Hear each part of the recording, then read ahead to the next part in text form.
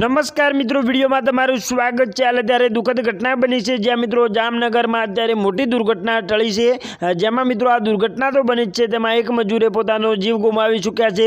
પણ મિત્રો મોટી અત્યારે જે દુર્ઘટના બનવાની હતી તે ટળી ગઈ છે। મિત્રો વાત કરીએ તો રાજ્યના જામનગર એરપોર્ટ બહાર એક વ્યક્તિ અચાનક કરંટ લાગતા બળીને ખાખ થવાની ઘટના સામે આવી છે। આ શખ્સ એરપોર્ટના ગેટ પાસે વીજપોલની કામગીરી કરી રહ્યો હતો। વીજપોલમાં કામગીરી કરતી વખતે 21 કેવી વાયરમાં કરંટ લાગવાથી વ્યક્તિ બળીને ભડતું થઈ ગયો હતો। જ્યાં મિત્રો મળતા અહેવાલ પ્રમાણે ઘટનાના પગલે એમ્બ્યુલન્સ, ફાયર વિભાગ, પોલીસ સહિતના કાફલાઓ દોડી આવ્યા હતા।